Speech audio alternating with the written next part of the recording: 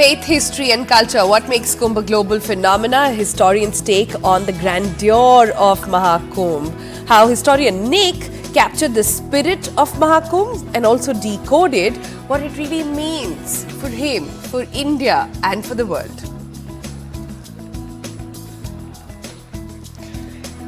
And after that, we take you to something entirely different. We're taking you to the story of Bempu. What is Bempu? It's an incredible new technology that saves lives. A little bracelet you can put on an infant. It beeps if the child's temperature falls. And this bracelet, called one of Time Magazine's 25 Best Designs, has saved more than 100,000 lives of children in the last few years. And it's Friday, like we say, the weekend watch itinerary. We've got that running for you, from action to horror to comedy. What's making the hits on the big screen and the small ones. Also, a lot of festivals doing the rounds, especially one on spoken literature. We'll give you your weekend guide. Alright, the Kumbh Mela, one of the largest spiritual gatherings on the planet, is not just about faith and rituals anymore. It has also become a massive social media moment where influencers, content creators and global storytellers bring their grandeur, the devotion, cultural significance to the screens worldwide. Digital creators have played a big role in shaping how we perceive and engage with the age-old traditions. So, Jan 29th marked one of the most significant Snan days. There were lakhs and lakhs of devotees, as we all know, in Prayagraj, in that act of faith. And beyond everything that happened, beyond the visuals, beyond the viral reels, there's also a weight to that day. We thought we'd have some of the people who were present on that day share their experiences, but also share their experiences covering all of the Maha Kumbh in the last few days. Also, so how has social media then shaped the storytelling around Kumbh? To discuss this, we are joined by Nick Puka. He's here with us on the show, on the sets here today, better known as IndoGenius. Hi, good morning. Thank you so much for joining us. Namaskar, Sonalji. Namaskar, Namaskar. Lovely, lovely. Love that, Nick. So you have just come back from Kumbh. Let me start by asking you the easiest question. Describe what it was like being at Kumbh in one word or perhaps a line. Well, look, I've had the honour and privilege of being at Kumbh twice already. So I initially went on day 0, Posh Purnima, and then on Makar Sankranti for the first Shahi Amrit Snan. And then I was able to return, this time with my wife and daughter, for the last few days for Mauni Amavasya. So it was very, very special, incredible honour and privilege to visit Kumbh twice. I was, last night, I've been back home in Delhi, and I can still hear Kumbh. There is a sound to Kumbh, which is impossible to describe, because it's a combination of the devotees, people singing bhajans as they walk through the crowd so they can all stay together as a group, loudspeaker announcements, a general hum, and there's this incredible Kumbh sound, which I can still hear resonating in my ears. Wow. Tell us a little bit about the last time you were there. You also plan to go again. So Yeah. talk about that. And if maybe we should actually do this right now. Let's just play out for our audiences one of the videos of yours that have gone viral explaining Kumbh. Then we'll come back to you to hear more from you. Let's just do that for our audiences.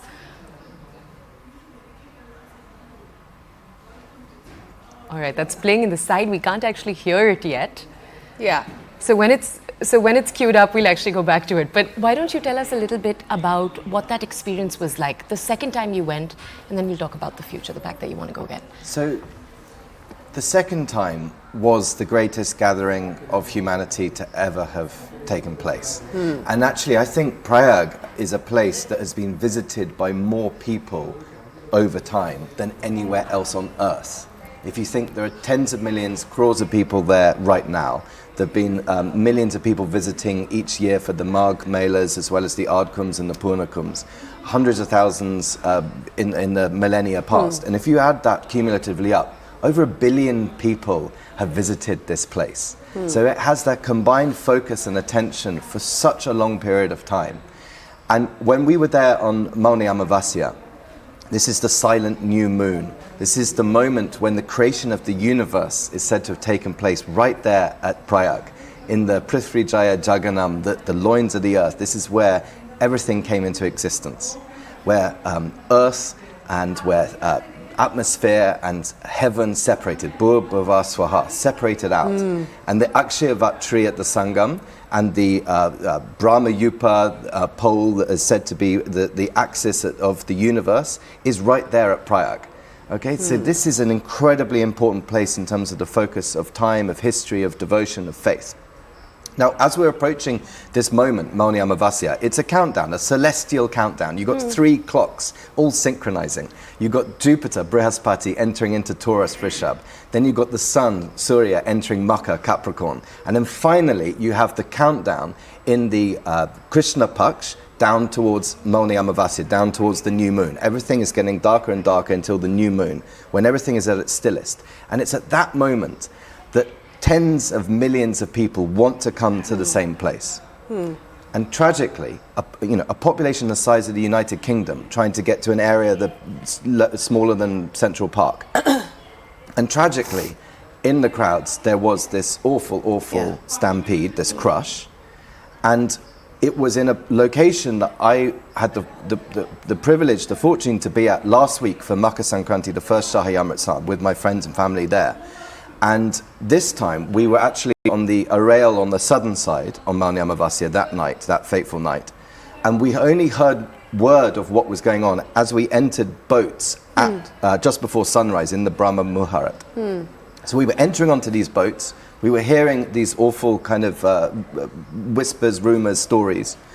And we were going out into the waters with the anticipation of taking a snan, pindan, turpan, remembering our ancestors, giving thanks for them, helping them in their journeys. I have an Indian wife, me too. I have Indian family members, so we were thinking of those. We were thinking my parents, grandparents, great-grandparents, the Prayagwals, the acharyas that are doing the turpan for you, are making you remember the names of all of your relatives that have gone before you. In my case, my father, my wife's case, her mother and father, as well as grandparents and great-grandparents. 21 generations of ancestors. And it is that is the motivator for so many of the tirthyatris, the devotees, to travel all across India, all across the world in some cases, to this place at this time. They're not doing it for themselves. They're not doing it for getting a child into university or a good marriage or a healthy bank account or the stock market to go up. They're doing it for their ancestors, their parents and their grandparents. They're doing it to serve others. They're putting their own lives at risk to be there. And when we heard that some of them may have lost their lives, that made the whole experience just very different, because it suddenly brought home the importance of this to those people, the fact that they're willing to risk lives. And whilst we were, on the one hand, so happy to be there and so grateful to be there, also we were thinking of them. So we then started to all think and pray for the families and the lives that were lost, and the loved ones and the people that were trying to find each other in the crowds. So it was a very different experience. Last week, the Makar Sankranti Snan was one where just filled of joy, pure anand, pure bliss. It was incredible. Coming in and out of the water, taking Snan, was just a beautiful, joyful experience. But this time, because of what had happened at the Sangam Nose, it became much more real, much more powerful, and it really hit me in the heart. I'm just going to pause you over there for a minute to... No, I can see you're just overwhelmed with so many emotions. Yeah, it is actually quite emotional, just thinking about it. It is, It really is. Yeah, so, I just want to understand first that, do you think what happened will change how things are over there? The managing a crowd the size of the population of the UK is no mean feat. What the government, what the UP police are doing is extraordinary. I mean, it is a miracle of crowd management to have so many people visit such a small place. But the real reason why people are able to do this successfully, peacefully, for the vast majority, and why these things are so awful and so tragic, because they're so exceptional, is the crowd, the people, the devotees, the tirthyachis, the kalpvasis, they're there for such beautiful reasons. There's a very, there's a very sattvic atmosphere. People are there for the right reasons. They're there for others, and people are, by and large, there's a lot of accommodation and movement. And yes, you can, if people are pushing behind you, it's, there's a moment when it's tough, and that's when, in a split second, things can tragically change. A barrier can break, or people who are on the floor in front can, end up having people coming over them. Yeah. But most people are just moving as one beautiful, compromising, consensus-driven, we're all heading in this direction, you're heading in that direction. There's a flow and part of being a big crowd where the ego and the individual dissolves in this sea of oneness that you have to physically experience. And it's not like being in a crowd, getting onto the underground at Oxford Circus in London, getting onto the tube or the New York subway, or going, dare I say it, God bless Chris Martin and his friends, but it's not like queuing outside a stadium to get into a music concert or going to a music festival. I've experienced all of those things. This is different, and it is much more sattvic and much more kind of like accommodating. I want to ask you, one of the things we've talked about so much, Nick, even before you came here, was the fact that we talk so much about the spiritual importance of this place, but historically, economically, architecturally, there's a whole other story here that is also to be celebrated. Could you touch on that? There are really good reasons to think that this is the most important place on earth. I mean, if over 1 billion people have visited this place, now most of them obviously are doing it for reasons of faith, of shrad, of devotion, okay? Yeah. So there's a spiritual angle to that. And there's a personal bhakti, there are rituals, there are things that they're doing as individuals. Then there are sadhus. Now the sadhus are exemplars of people who have accomplished their sadhana, their practices, renunciation. They've given up the life, the comforts of the lives that we lead as householders, as grihast. And they are there to share their teachings and share their experiments with consciousness and what it is to be human, okay? Then you have the acharyas and the great gurus and the wisdom and the teachers there. So think about Kumbh as the world's largest open university. Okay, so this is a place where people for thousands of years have come together to learn. It's like going to a scientific conference, but the students are invited, not just the academics. So everyone is coming there to learn from teachers that have come from different parts of the country or the world. They're coming together to share their experiments, their experiments with what it is to be human, their experiments with consciousness. Then you've got the trade aspects, you've got business, you've got revenue, economic, and that's always been part of Kumbh. People bringing and selling things as part of that. But you keep winding back these layers. You've got a geological layer. We're north of the Vindhya Hills. We're on the alluvial plans that have fed tens of billions of people over the millennia.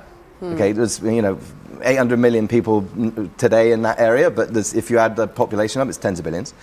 So that's because of the jal, that's because of the water, the rivers and the rain. It's because of the bhumi, it's because of the fertile soil where all the nutrients are coming off the Himalaya, which is like this giant kind of source of nutrients, and the Surya, the sunshine.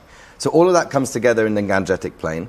So these huge rivers are there, rivers of life, Ma Ganga, Ma Yamuna, coming together and nourishing the lives of billions of people at the most densely populated part of the world in our species history. So that is the significance from a geographical perspective. Historically, you have not only all these people coming together, but you have the kings. You have Buddha must have visited on his way from Varanasi through to Kaushambi. Ashoka. You have Harshvardhana, the emperor, when Shanzang, the Chinese traveler, visited. Harshvardhana was there. We know that Akbar built his fort there in 1584. Jahangir declared himself emperor when he split from his father Akbar in 1600 and ruled from Allahabad as it was 1600-1604. Then you have the British East India Company, 1765, signing the Treaty of Allahabad at Allahabad Fort, at Prayag, which gave them the Divani over Bengal, Bihar, Odisha. Then in 1858, you have Canning reading out Victoria's proclamation, which ends the East India Company rule and transfers power to the British government, the British Raj. Then you have independence movement, Anand Bhavan, the Nehru family, all of the action that was going on in Daraganj and civil lines. You have, in 1954, the first president of India, Rajendra Prasad, is a Kalpvasi. He takes the vow to stay there for 30 days. He is eating uncooked food and simple dal chawal. He's taking Snan 3 times a day. He's with the people. Pradhan Mantri, first Prime Minister Nehru visits in 1954. So this, I mean, you go back thousands of years. You could go on and on. Yes. And Nick, the way you describe level. the way you describe it, trust me, we could also go on and on listening to you. But I'm worried my viewers would be wondering at this point that who is this guy? How does he know so much about India? So can you tell us the story of how Nick became IndoGenius? No, I'm not IndoGenius. No, I'm just Nick, and all I'm celebrating is the IndoGenius. Okay, so Kumbh Mela is IndoGenius. Yeah. I'm just sharing it. Yeah, your yeah. next tell us, segment on this technology. This sounds like IndoGenius. There is a story here. Though, UPI to be is fair. IndoGenius. So if it's all right for me to share, the way in which you've come to be in love with India, your story where it is that, you met your wife, you've gone on to build this platform that educates, that spreads so much knowledge. And it's not just about Kumbh, right? I want to share one of your most viral videos, explains to audiences why INA is INA. The market in Delhi. So how did that come to be? How did that be the path that you chose? Yeah, what makes you fall in love? I'm naturally with India curious, every day? Yeah. And I'm really pro people. I love humanity. I think that what we have between our ears is the most sophisticated, complicated, and extraordinary thing in the world, the human brain. And there are more human brains and more consciousness here in India. And I think weirdly with this world of artificial intelligence we're kind of not giving enough credit for just how extraordinary human consciousness is. And what really makes human consciousness so special is that it's connected to the heart, to Shrid, right? So we have a heart. No machine will ever have a heart. No AI, no DeepSeek, no OpenAI. None of them will ever have a heart. We have manas, we have a mind, we have a heart. And we have chit, we have the ability, and bud, we have the ability to discriminate, and we have a history and experiences that our ancestors, our parents, culture, texts, everything pours into us and through us into our actions. And in India, you have more people than anywhere else on earth. So if you're pro-people, India's cool. You've had more people living here over history. So again, you've got more collective experience than anywhere else on earth. And you have the warmest, friendliest, kindest, most generous, most loving people on earth. The compassion that you see in India. And of course there are exceptions, and there are plenty of nasty people doing nasty things. But generally speaking, and when you're at a place like Kumbh Mela, you are experiencing that, whether it's the bandaras, whether it's the helping people across the road or through the crowds. This is a place where you experience that humanity and the scale and the compassion and the consciousness and the heart better than anywhere else. Yeah. So that's why I love India and Indians, and why I have loved going to Kumbh Mela, and I can't wait to go back. This is a good time to ask you, what was your big takeaway from Kumbh? Did you come back with one learning, with one awakening? What would that be? Can't beat a good Snan. Really, I'm never cold water is not something that we go to Rishikesh quite often. I have taken Snans in Maha Kumbh. One of the most extraordinary experiences I had was the total solar eclipse in Varanasi. And I did get into Maha Kumbh there that day. But it's the fact that these rituals there are reasons behind rituals, and listen to what is being said and investigate the etymology, the meanings of the words, try and get to the essence. So tarpan, satisfying one's ancestors. So it's just, if there's something incomplete, you need to fill it in that moment. And obviously hoping to pass that on to our daughter, hoping that one day she'll return there. One of the most beautiful experiences of the whole trip. This would be my takeaway. She was with one of her friends, and we were there on Mani Amavasya. We were there at the Triveni Sangam. We were on the boat, handboat, and they looked at each other and they said spontaneously, they said, "Next time Jupiter enters Taurus and Sun enters Capricorn, we will come here." And they made a promise to, in 12 years' time, they'll be 21 years old then, to come back to the same place. I thought that was very beautiful. So I got to remember that. How do you, because you're raising this young daughter, how are you bringing in all of this knowledge into her life? Where is she curious? What are the aspects in her day-to-day she finds, she's still curious about when it comes to Indian history, when it comes to getting to know about Indian spirituality? And how do you sort of give her those leads without coming across as that dad that just has too much information to tell not just their me. kid? My wife, Meetu, is Indian.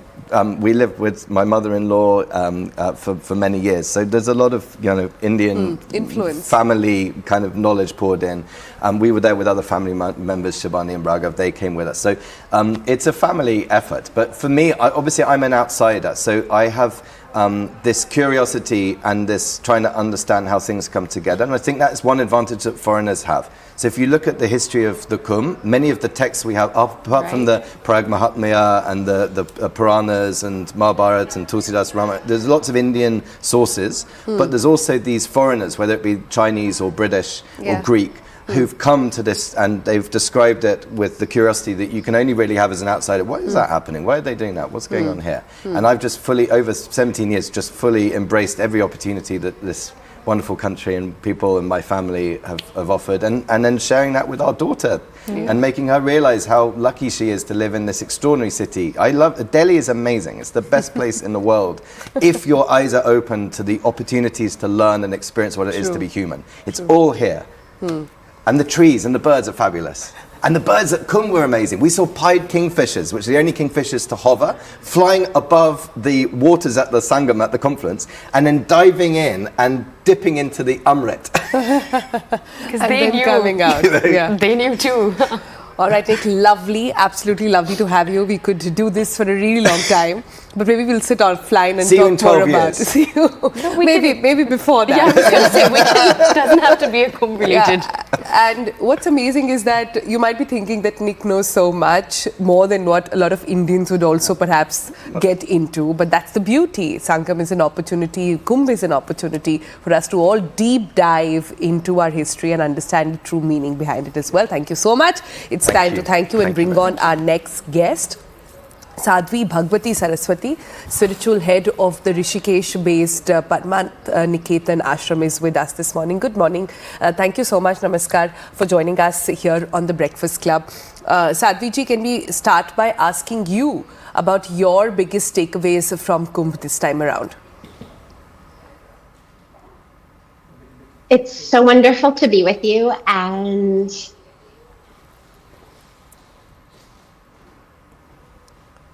Okay, we'll look to re-establish that connection. We've spoken to Sadhvi Bhagawati Saraswati before too, and we'll reconnect with her in just a few minutes. Oh, you did at that exact. I can speak about it. Yeah, that's really so. We'll actually reconnect with her in a second, and as we do, Nick, we'll just come to you if that's all right. Yeah. We'll ask you a little bit more about your entire journey with. If it's all right, if we can go back to talking a little bit about IndoGenius and the larger Indian story around it. We were talking, and one of the things that you've said again and again is that India has something beyond Delhi. India also has a very, very interesting lesson to share with the world. And I want to ask you to touch on that for a second, because the spiritual India is a journey and a story the world is familiar with. But you're saying it's actually beyond that. Okay, right. Let's talk about Prayag. So what is this place? Prayag is the foremost yagya, the foremost offering.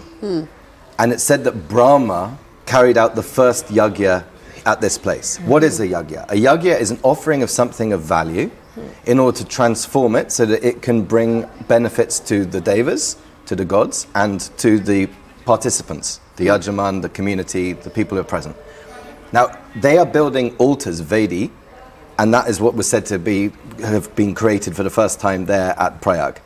And the priests, they're reading or their mantras, they're chanting mantras, they're chanting using software, they're using language combined with hardware in order to create a virtual representation of the world that can be manipulated by adding in something of value in return for benefits such as health and prosperity and security and peace and power.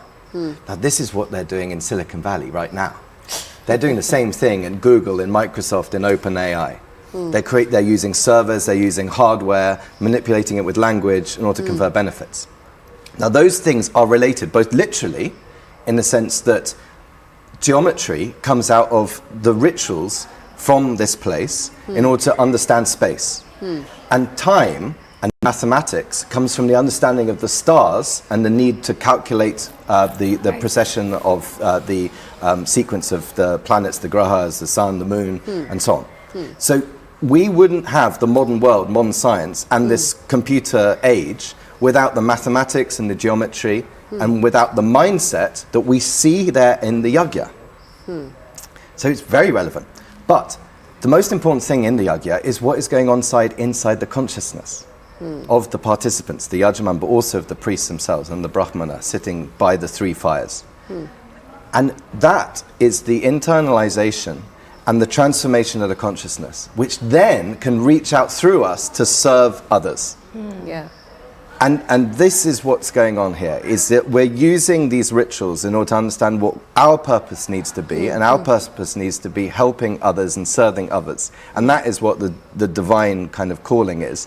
And I believe that these rituals are directly, literally connected to the way that the modern world works. Yeah. And we must reconnect the purpose and the intention, which is the service of others and not But then tell me this, it's so beautiful when you describe it like that, and perhaps that's where the meaning also comes from. But where do you think people often end up having a disconnect between a ritual and its meaning? It becomes like a routine that they do, and perhaps the meaning somewhere is lost. That is what we see in a lot of people in day-to-day life. Where do you think why that disconnect happens? Because we're human. It's easy. We have senses, and we can be distracted, and we don't listen, and we're selfish, and we think about ourselves, and we think, oh, I could be watching CNN TV 18. Why am I sitting here doing this? So it's patience, time, and it's experiencing people setting an example. Which again is why people go to Prayag, why people go to Maha Kumbh Mela, because they're seeing the Kalpvasis, who are normal people like us. Yeah. They're householders, 2 million of them, on the banks, sleeping on straw, sleeping on the sand of Mar Ganga, under the cold, eating simple food, taking 3 snans a day. They are an example to us of what dedication can be. And then the sadhus and the sannyasis, next level. They've given up everything. They've given up their name, their identity, their family, their home, all of the comforts, all wealth, all power, in order that they can dedicate themselves to the exploration of consciousness as an exemplar to us. But they couldn't do what they're doing without us. We have a symbiotic relationship, the sadhus and us, the householders. This is one of the geniuses of India, the another example of IndoGenius. And that's important. They rely on us. Now, if you're a hermit living in a mountain on your own, eating fruits and berries, that's very, very, very, very rare now, and arguably 3,000 years ago that started to diminish. Most people are living off alms, they're living off householders, donations of food or so on. So there's a symbiotic relationship. We need them to show us what discipline can achieve, what consciousness is able to achieve, and they need us in order to provide for them so that they can teach us. So it's a symbiotic relationship. We're gonna, Nick, it was lovely to have those extra few minutes. Let's very quickly go to Sadhvi Bhagawati Saraswati. Can I just add that we stayed with Sadhvi right? Ji at Parmarth Niketan Ashram, which is on the Arail side, very comfortable, very easy place to be in terms of the less crowds and beautifully organized, and we're so grateful to them looking after us. Let's just go over to her. Sadhvi Bhagawati Saraswati ji, were you able to hear that? She's the spiritual head of the Rishikesh base Parmarth Niketan Ashram, but I'm all right. Oh, so lovely. All right, we've been able to make that connection. Sadhvi ji, thank you for joining us. We were asking you a little earlier, what was your experience in Kumbh like? Do you continue to be there? Are you joining us from Prayagraj right now? Just give us that context.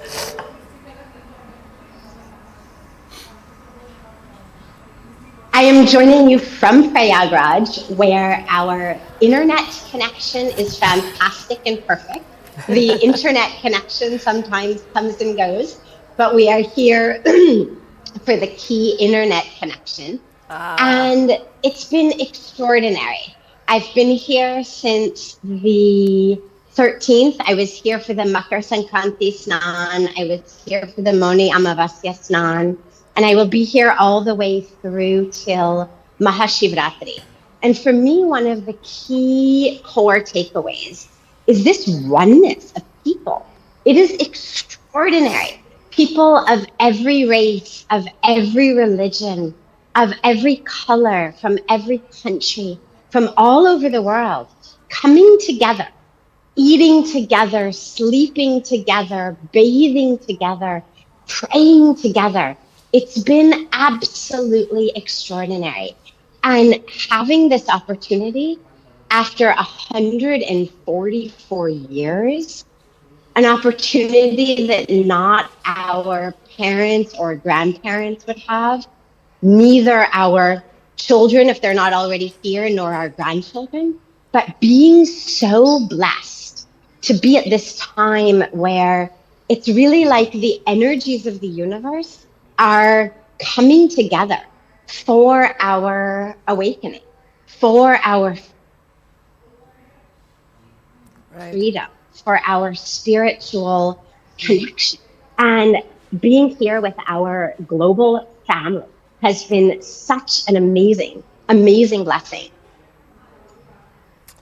All right, Sadhviji, thank you so much for joining us with the inner message on also the internet fluctuating there. And thank you to Nick as well for being with us here. And the sound of Kumbh, I think that's my takeaway that I will take back from this. We're going to take a moment over there. Oh, I believe we've got her back. We've got her back. Oh, okay, great. Sadhviji, so before we thought we lost your connection there for a minute, but it's good that you're there. Just wanted to understand, you know, how Nick some time ago was just describing it to us on how the sound of Kumbh is so beautiful. Just the experience of being there is difficult to describe in words. At this point, when so many people are coming in there, what do you think they come there looking for? What do you think there's this one thing people seek at Kumbh? One of the things, I've been in India now for almost 30 years, living in Rishikesh, living at Parmarth Niketan on the banks of Ganga. And the devotion, that bhakti ki shakti, that shraddha, that asta of the people of Bharat is extraordinary. And you see, I remember the day that I arrived on the 13th, the roads were getting closed for the Makar Sankranti Snan, and the roads were full of people just walking because they were closing to vehicles with all of their possessions on their head, walking kilometers and kilometers and kilometers. But no complaints, no grumbling, no frustration, just chanting God's name, just filled with gratitude. And it's such a lesson to us. I come originally from Los Angeles, originally quite literally from Hollywood. And what I've seen is there, the slightest inconvenience, the slightest trouble, and you've got people complaining, grumbling, frustrated, fighting. Here, walking kilometers and kilometers. Nobody knows where they're going to eat. They don't know where they're going to sleep. Now this year, of course, the government has been amazing with this digital Kumbh, QR codes everywhere for people to see where to sleep, where to eat, where to get everything. But all of these people walking just with Asta. People are coming because one of the things that makes India so beautiful and so great is that spiritual connection, and is that ability to put our spiritual growth at the highest of all of our other goals. You know, we speak about the Purusharth, all of the goals of life. And yet, even within all of the different goals, even within art and calm, Dharma, of course, is there. But even amidst all of those, that yearning for moksha is there.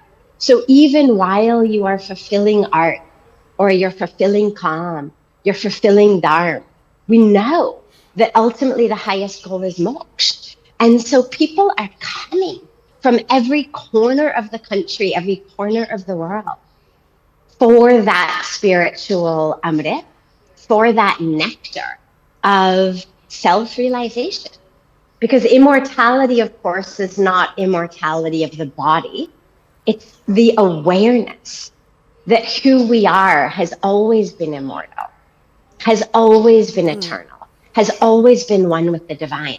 And that realization, that awakening, that freedom from therefore all of the binds and the chains of our attachments, our illusions, our expectations, is the freedom. That's the moksha that Ganga offers us. That's the immortality that this Kumbh offers us.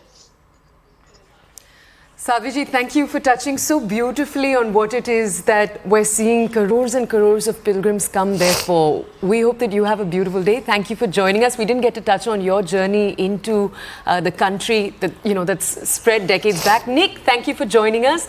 Thank you for touching beyond the spiritual, on the history, the economics, the agricultural. All right, we're going to have to head into a short break. And on the other side, we are shifting focus entirely.